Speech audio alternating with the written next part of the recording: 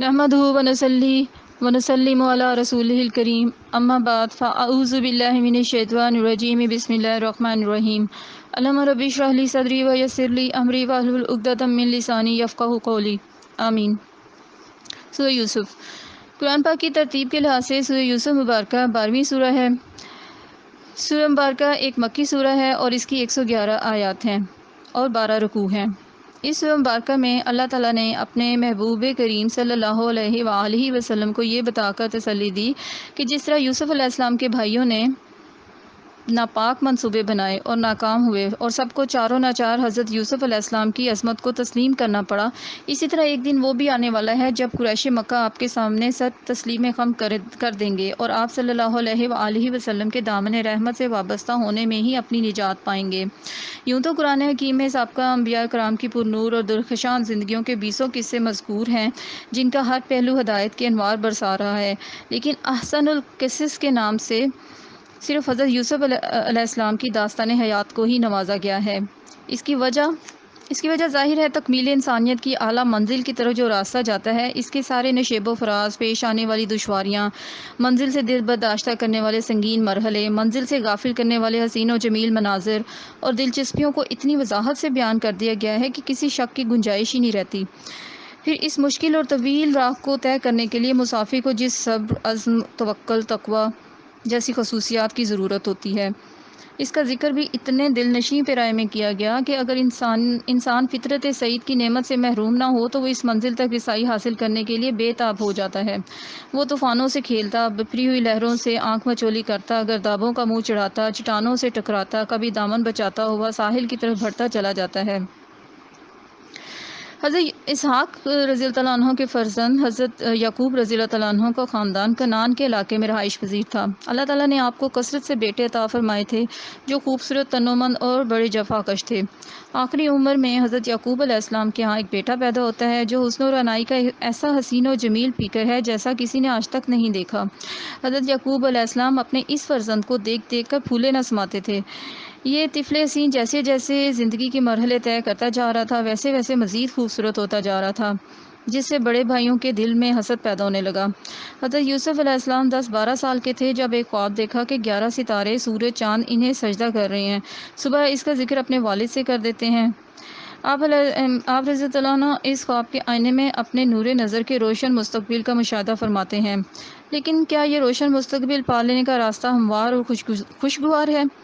قدرت الہی کے سامنے تو کچھ مشکل نہیں کہ آن واحد میں گمنامی کی پستیوں سے نکال کر سچی عزت اور حقیقی بلندی تک پہنچا دے اور کسی کی پیشانی پر پسینے کا قطرہ بھی نہ ہو، لیکن سنت الہی یوں نہیں۔ مقام یوسفی کی بلندیوں پر نگاہ ڈالنے والے یاد رکھیں کہ اس کا پہلا مرحلہ ہی صبر آزما اور حوصلہ شکن ہے۔ کنویں میں ڈالے بھائیوں کے ہاتھ گلے میں رسا ڈال رہے تھے۔ طریق گہرا کنواں، جب کنویں کی گہرائی نصف رہ جاتی ہے اوپر سے رسا کاٹ دیتے ہیں۔ حکم خداوندی سے جبرائیل علیہ السلام کے نورانی پر حضرت یوسف علیہ السلام کو تھامنے کے لیے بچھ گئے۔ سبحان اللہ۔ پھر ایک قافلہ آتا ہے اور انہیں مصر کے بازاروں میں غلام کی حیثیت سے لے جایا جا رہا ہے۔ خریدار بولیاں لگا رہے ہیں۔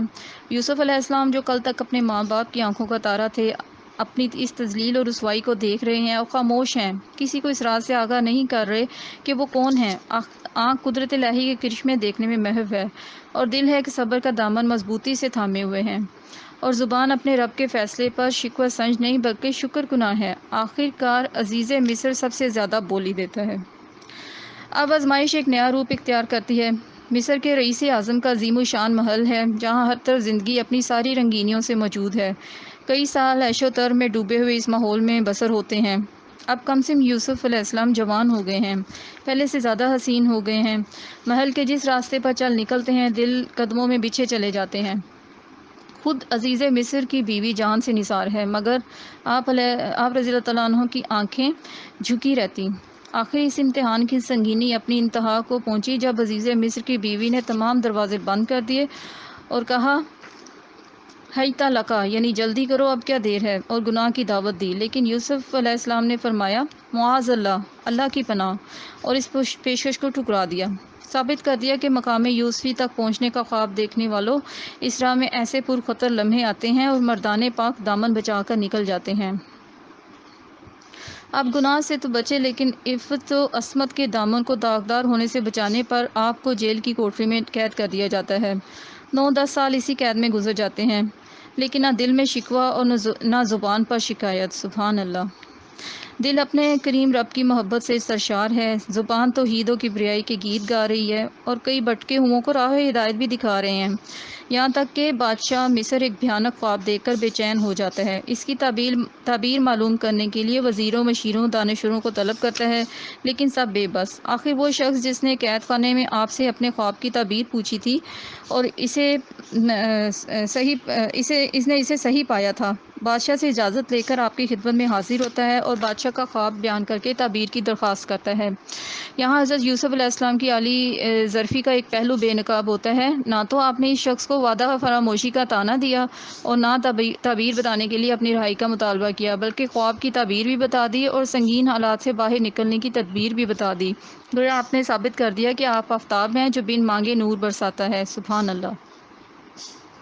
بادشاہ از خود آپ کی عظمت کا معترف ہو کر آپ کو رہا کرنے کا حکم فرماتا ہے۔ آپ اس حکم کو ماننے سے انکار کرتے مطالبہ کرتے ہیں کہ پہلے اس الزام کی تحقیق کریں جس کی وجہ سے مجھے اتنا عرصہ قید رکھا گیا۔ بادشاہ نے جب زنانِ مصر سے تحقیق کی تو سب نے یک زبان ہو کر آپ کی پاک دامنی کی گواہی دی، اور عزیز مصر کی بیوی نے جو بہتان تراشے اور قید کرانے میں جو پیش تھی، برملا کہہ دیا کہ آج حق عیاں ہو گیا، قصوروار میں تھی، میں اپنے جرم کا اعتراف کرتی ہوں، اور یہ کہ اس کا دامن ہر داغ سے پاک ہے۔ سبحان اللہ۔ یوں وہ نبی جس نے اپنے رب کریم کو راضی کرنے کے لیے مصر کے بازاروں میں اپنے آپ کو بدنام کرنے کا جرأت مندانہ اقدام کیا تھا، آج جب قید سے باہر قدم رکھتا ہے تو دوست دشمن اس کی سیرت کی پاکی، اس کے اخلاق کی بلندی اور اس کے کردار کو دل و جان سے تسلیم کر رہے ہیں۔ لیکن اس سے بھی زیادہ وہ غور سے سنیے جو اس وقت یوسف علیہ السلام کے دل کی گہرائیوں سے آہستہ آہستہ زبان پر آ رہی ہے۔ آپ فرما رہے ہیں وما ابرئ نفسی، مجھے اپنی پاک دامنی کا دعویٰ نہیں، ان النفس الامارۃ بالسوء، نفس کا کام ہی برائی کا حکم دینا ہے، الا ما رحم ربی، مگر جس پر میرا رب رحم فرمائے، ان ربی غفور الرحیم، بے شک میرا پروردگار غفور الرحیم ہے۔ سبحان اللہ۔ کیا شان ہے اس تمکنت کی، اس وقار کی، اس انکساری کی۔ اس عہد میں مصر اپنے تاریخ کے طویل اور بدترین قحط سے دوچار ہوا۔ بادشاہ نے ان بگڑے ہوئے حالات سے مقابلے کے لیے حضرت یوسف علیہ السلام کو مکمل اختیارات دے دیے، اور آپ نے بغیر کسی تذبذب کے اس ذمہ داری کو قبول فرما لیا۔ جب قحط پڑا تو آپ نے اپنے غذائی ذخیروں کے منہ کھول دیے۔ صرف اہل مصر ہی نہیں بلکہ گرد و نواح کے لوگ بھی آپ کی حسن تدبیر سے قحط کی ہلاکت خیزیوں سے محفوظ رہے۔ آپ کے جود و سخا کا چرچا اہل کنعان تک بھی پہنچا، اور فرزندان یعقوب علیہ السلام خوراک کے لیے حاضر ہوئے۔ آپ نے انہیں پہچان لیا لیکن جتایا نہیں، ان کے اونٹوں کو بھی لاد دیا اور فرمائش کی دوبارہ آئیں تو چھوٹے بھائی کو لے کر آئیں۔ دوبارہ آئے تو پھر مالا مال کر دیا، لیکن اپنے راز سے پردہ نہ اٹھایا۔ تیسری بار آپ نے اپنا تعارف کروایا، لیکن جس انداز سے آپ نے اپنا تعارف کروایا وہ آپ کو ہی زیبا ہے، اور یہی باتیں آپ کی شان یوسفی کو چار چاند لگا رہی ہیں۔ فرمایا حل علمتم، کیا تمہیں یاد ہے، ما فعلتم، جو سلوک تم نے بیوسفی واخیہ، یوسف علیہ السلام اور اس کے بھائی سے کیا۔ مبادہ وہ حقیقت سے پردہ اٹھانے پر شرمندگی محسوس کریں، اس لیے فوراً فرما دیا اذ انتم جاہلون، یعنی اس وقت تم ناواقف تھے اور بے خبر تھے۔ ساتھ ہی انہیں یقین بھی دلا دیا کہ وہ مطمئن رہیں، ان سے کوئی باز پرس نہیں کی جائے گی۔ ان کے بھائی حیرت سے منہ تک رہے تھے، اس وقت بھی آپ کے دل میں نخوت کا کوئی جذبہ بیدار نہیں ہوا۔ فرمایا قد من اللہ علینا، بے شک ہم پر اللہ تعالیٰ نے یہ لطف و احسان فرمایا ہے، انہ من یتقی، بے شک جو تقوی اختیار کرتا ہے وہ یصبر اور صبر کرتا ہے، فإن اللہ لا یضیع اجر المحسنین، تو اللہ تعالیٰ ایسے نیکوکاروں کو اجر ضائع نہیں فرماتا۔ سبحان اللہ۔ یہ نہیں فرمایا کہ میں نے تقوی اختیار کیا اور صبر اختیار کیا، کیونکہ اس سے تو غرور کی آمیزش ہو سکتی تھی اور یہ غلط فہمی ہو سکتی تھی کہ یہ صرف آپ کی ذات کے ساتھ مخصوص ہے، بلکہ فرمایا من یتقی و یصبر، یعنی جو بھی تقوی کا لباس پہنے گا اور صبر کرے گا، رحمت خداوندی اس کی مفلسانہ جد و جہد پر اپنی قبولیت کے پھول نثار کرتی جائے گی۔ اب وہ روزے صحیح طلوع ہو رہا ہے جب بچھڑے ہوئے والدین اپنے نور نظر سے ملنے کے لیے مصر پہنچ رہے ہیں۔ حضرت یوسف علیہ السلام بڑی عزت و تکریم سے ان کا استقبال کرتے ہیں، انہیں تخت پر بٹھاتے ہیں، اور 11 بھائی اور والدین حضرت یوسف علیہ السلام کے سامنے سربسجود ہو جاتے ہیں۔ حضرت یوسف علیہ السلام کی زبان سے نکلتا ہے مفہوم ہے کہ اے والد محترم، یہ ہے میرے خواب کی تعبیر جو میں نے بچپن میں دیکھا تھا۔ اس تعبیر کو بروئے کار لانے میں میرا کوئی کمال نہیں، میں محض میرے اللہ کی بندہ نوازی ہے۔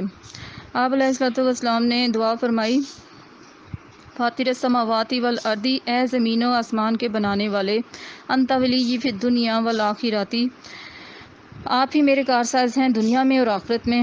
توفنی مسلما، مجھے وفات دیں اس حالت میں کہ میں مسلمان ہوں، والحقنی بالصالحین، اور مجھے نیک لوگوں کی سنگت میں سے ملا دیں، آمین۔ سورہ مبارکہ کے آخر میں اللہ نے فرمایا کہ اکثر لوگ آپ جتنا بھی چاہیں ایمان نہیں لائیں گے اور روح گردانی کرتے رہیں گے اللہ پاک کی نشانیوں کو ماننے سے۔ فرمایا جا رہا ہے کہ یہ منکر لوگ سیر و سیاحت نہیں کرتے تاکہ انجام دیکھیں کہ کیا ہوا تھا منکرین کا جو پہلے سے ہو گزرے ہیں۔ فرمایا گیا لقد کان فی قصصہم عبرۃ لأولی الالباب، یعنی بے شک پہلی قوموں کی داستانوں میں درس عبرت ہے سمجھداروں کے لیے۔ سبحان اللہ۔ اللہ پاک سے دعا ہے کہ ہم پچھلی قوموں کی داستانوں سے درس عبرت حاصل کریں اور اللہ پاک ہمیں نیک لوگوں کی سنگت ہمیشہ عطا فرمائیں، آمین۔ اللہ پاک میرا اور آپ کا حامی و ناصر ہو، آمین، بجاہ سید المرسلین صلی اللہ علیہ وآلہ وسلم۔